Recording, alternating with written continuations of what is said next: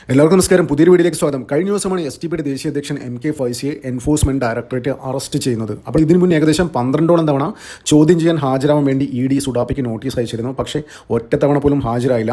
മുങ്ങി നടക്കായിരുന്നു ഈ സുഡാപ്പി. അപ്പോൾ NIA നൽകിയ വിവരത്തിൻ്റെ അടിസ്ഥാനത്തിലാണ് ED ഈ സുഡാപ്പിയെ ഡൽഹിയിൽ വെച്ച് കഴിഞ്ഞ ദിവസം അറസ്റ്റ് ചെയ്യുന്നത്. അപ്പോൾ ഇപ്പോൾ ഉയരുന്ന വളരെ സുപ്രധാനപ്പെട്ട ഒരു ചോദ്യം എന്താണെന്ന് വെച്ച് കഴിഞ്ഞാൽ, എന്തിനാണ് കേന്ദ്ര സർക്കാർ വളരെ ധൃതി പിടിച്ചിട്ട് ഈ MK ഫൈസി, അതായത് STPയുടെ ദേശീയ അധ്യക്ഷനെ തന്നെ അറസ്റ്റ് ചെയ്തത് എന്നുള്ള വളരെ സുപ്രധാനപ്പെട്ട ഒരു ചോദ്യമാണ്. അതെന്താണ് ഞാൻ പറഞ്ഞുതരാം. ഈ മാർച്ച് മാസം പകുതിയോട് കൂടിയാണ് വഖഫ് ബില്ല് പാർലമെൻറ്റിൻ്റെ ടേബിളിലോട്ട് വരുന്നത്.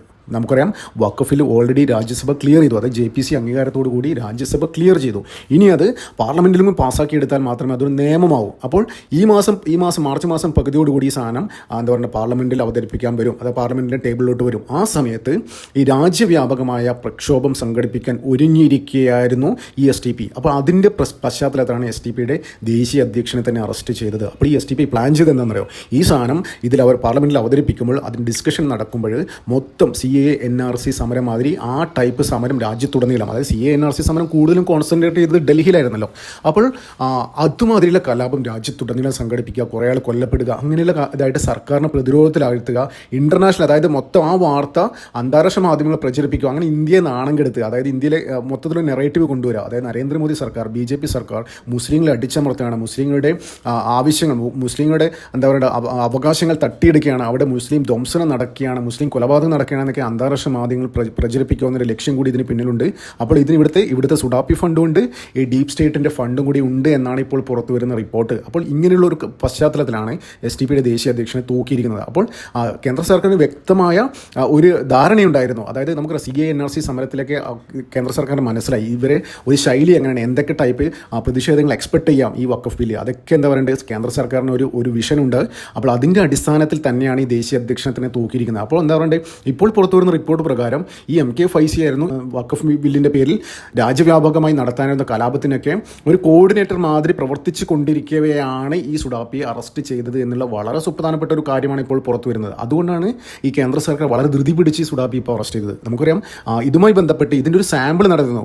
കുറച്ച് ദിവസം മുന്നേ കൊല്ലത്ത് ഈ വഖഫ് ബില്ലിനെതിരെ ഒരു പരിപാടി നടന്നില്ലേ, സ്ത്രീകളും കുട്ടികളൊക്കെ ആയിട്ട് ഭയങ്കര, അതായത് സ്ത്രീകളും കുട്ടികളൊക്കെ ഭയങ്കര നരേന്ദ്രമോദിക്കെതിരെയും RSSനെതിരെയൊക്കെ ഭയങ്കര മുദ്രാവാക്യങ്ങൾ വിളിച്ചിട്ട് ഒരു കൊലവിളി മുദ്രാവാക്യം ടൈപ്പ് വിളിച്ചിട്ട് ഒരു സമരം കണ്ടില്ലേ, ഒരു പ്രതിഷേധ ജാഥ കണ്ടില്ലേ STP സംഘടിപ്പിച്ച് കൊല്ലത്ത് വെച്ചിട്ട്, അത് ഇതിൻ്റെ സാമ്പിൾ ആയിരുന്നു എന്നാണ് പറയുന്നത്. അതായത് ആ ടൈപ്പ് സംഭവങ്ങൾ രാജ്യത്തുടനീളം, പിന്നെ അത് മാത്രമല്ല രാജ്യ തലസ്ഥാനം തന്നെ സ്തംഭിപ്പിക്കുന്ന രീതിയിൽ, നമുക്കറിയാം മറ്റേ CAA NRC സമരം അങ്ങനെ ആയിരുന്നല്ലോ, രാജ്യ തലസ്ഥാനം സ്തംഭിപ്പിച്ചത്, ആ സ്ത്രീകളും കുട്ടികളും ഒക്കെ അടങ്ങുന്ന ആൾക്കാർ വന്നിട്ടായിരുന്നു സമരം ചെയ്തത്. ഇവരുടെ ശൈലി ഇതാണ്.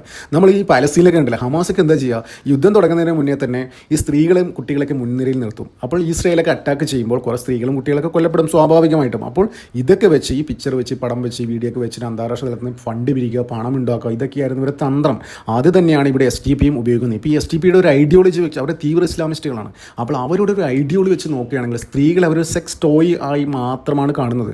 അതായത് അടുക്കളയിൽ നിന്ന് കിടപ്പറയിൽ നിന്ന് അടുക്കളയിലേക്ക് ഇവരൊരു സഞ്ചാരപാത ഇത്രമാത്രമാണ്, അങ്ങനെ വിചാരിക്കുന്നത്. ഒരു സെക്സ് ടോയ് ആയിട്ടാണ് സ്ത്രീകൾ അവർ കാണുന്നത്. പക്ഷേ ഇത്തരം സമരങ്ങൾ വരുമ്പോൾ, അതായത് കേന്ദ്ര സർക്കാരിനെതിരെ എന്തെങ്കിലും സമരങ്ങൾ ചെയ്യുമ്പോൾ ഈ സ്ത്രീകളും കുട്ടികളൊക്കെ അവർ മുൻനിരയിൽ നിർത്തും. നമുക്കൊരു കേരളത്തിലെ മാധ്യമങ്ങൾക്ക് ഒരു അജണ്ട ഉണ്ടായിരുന്നു. ഈ CAA NRC സമരത്തിലൊക്കെ എന്താ പറയേണ്ടത്, പ്രത്യേകിച്ച് കേരള മാധ്യമങ്ങൾ കാണിക്കുന്ന വീഡിയോ ഫൂട്ടേജുകളൊക്കെ നിങ്ങൾ ശ്രദ്ധിച്ചിട്ടുണ്ടോയെന്ന് അറിയില്ല, കൂടുതലും കോൺസെൻട്രേറ്റ് ചെയ്തിരിക്കുന്ന സ്ത്രീകളെയും കുട്ടികളായിരുന്നു. അതായത് മറ്റു പുരുഷന്മാരധികം കാണിക്കില്ല.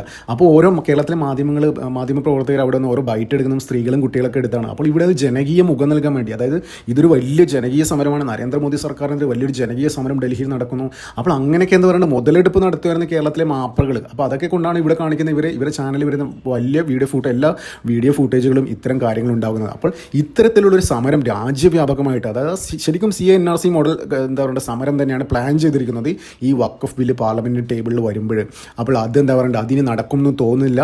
അതിൻ്റെ കോർഡിനേറ്ററിനെ തന്നെ തൂക്കി. അപ്പോൾ ഇതുമായി ബന്ധപ്പെട്ടാണ് ഇപ്പോൾ കേരളത്തിൽ റെയ്ഡ് നടന്നുകൊണ്ടിരിക്കുന്നത്. അതായത് ഇന്നടക്കം, അതായത് മാർച്ച് 6 അടക്കം കേരളത്തിലെ പല സ്ഥലത്തും STP ഓഫീസുകളും STP കേന്ദ്രങ്ങളിലും റെയ്ഡ് നടന്നുകൊണ്ടിരിക്കുകയാണ്. അപ്പോൾ കഴിഞ്ഞ ദിവസം തന്നെ ED ഒരു പത്രക്കുറിപ്പ് ഇറക്കിയിട്ടുണ്ടല്ലേ, അതായത് STPയും ഈ PFIയും ഒന്ന് തന്നെയാണ്, രണ്ടല്ല ഒന്ന് തന്നെയാണ്. അതായത് PFIയുടെ ഒരു എന്താ പറയുക രാഷ്ട്രീയ രൂപമാണ് STP. ഐ.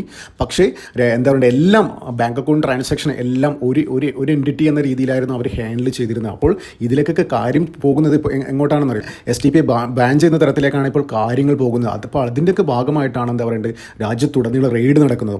അപ്പോൾ ഈ സമരം, അതായത് വഖഫ് ബില്ല് പാർലമെൻറ്റിൻ്റെ ടേബിൾ വരുമ്പോൾ ഇവർ നടത്താനിരുന്ന സമരത്തിന് മുനിയൊടിച്ചു എന്ന് വേണം പറയാൻ. അതായത് എല്ലാ സാമ്പത്തിക സ്രോതസ്സും കുറേയൊക്കെ ഏകദേശം കേന്ദ്ര സർക്കാർ മോണിറ്റർ ചെയ്യുന്നുണ്ടായിരുന്നു, കുറേ നാളായിട്ട് മോണിറ്റർ ചെയ്യുന്നുണ്ടായിരുന്നു. അതായത് വഖഫ് ബില്ല് രാജ്യസഭയിൽ അവതരിപ്പിക്കുന്നതിന് മുന്നേ തന്നെ എന്താ പറയുക, ഇവരൊക്കെ അതിന് മുന്നേ തന്നെ ഒരുപാട് നാൾ മുന്നേ തന്നെ ഈ കേരളത്തിലെ പഴയ പോപ്പുലർ ഫ്രണ്ടുകാരെയും STPI കാരെയൊക്കെ ശരിക്കും മോണിറ്റർ ചെയ്യുന്നുണ്ടായിരുന്നു.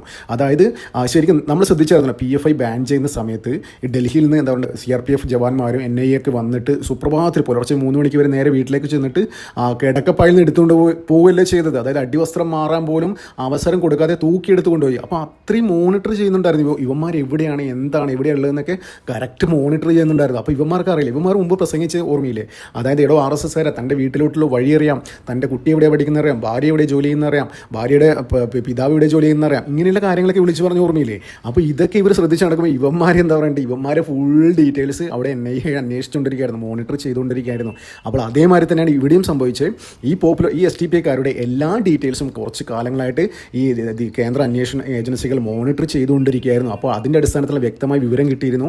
ഈ വഖഫ് ബില്ല് പാർലമെൻറ്റിൽ വന്നു കഴിഞ്ഞാൽ രാജ്യവ്യാപകമായ പ്രക്ഷോഭം, കലാപങ്ങൾ ഉണ്ടാക്കുക എന്നൊരു ഉദ്ദേശം ഇവർക്കുണ്ടായിരുന്നു. അപ്പോൾ അതിന് നടക്കില്ല.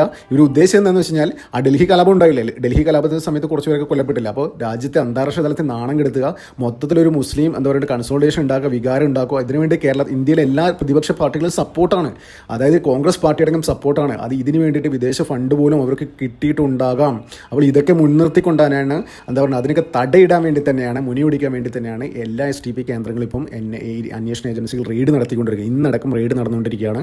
അപ്പോൾ ഇതാണ് ഇത് പ്രധാനപ്പെട്ട കാരണം. വളരെ പെട്ടെന്ന് തന്നെ എന്താണ് ധൃതി പിടിച്ച് ദേശീയ അധ്യക്ഷനെ തന്നെ തൂക്കാൻ കാരണം അദ്ദേഹം അതിനൊരു കോർഡിനേറ്റർ ആയിരുന്നു.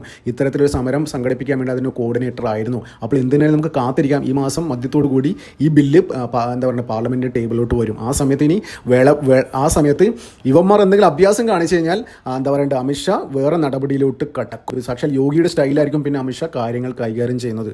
അപ്പോൾ ഇത്ര മാത്രമേ പറയാനുള്ളൂ. മര്യാദയ്ക്കാണെങ്കിൽ എല്ലാവർക്കും ഇന്ത്യ രാജ്യത്ത് മര്യാദയ്ക്ക് ജീവിക്കാം. നന്ദി, നമസ്കാരം. മറ്റൊരു വീഡിയോ കാണാം.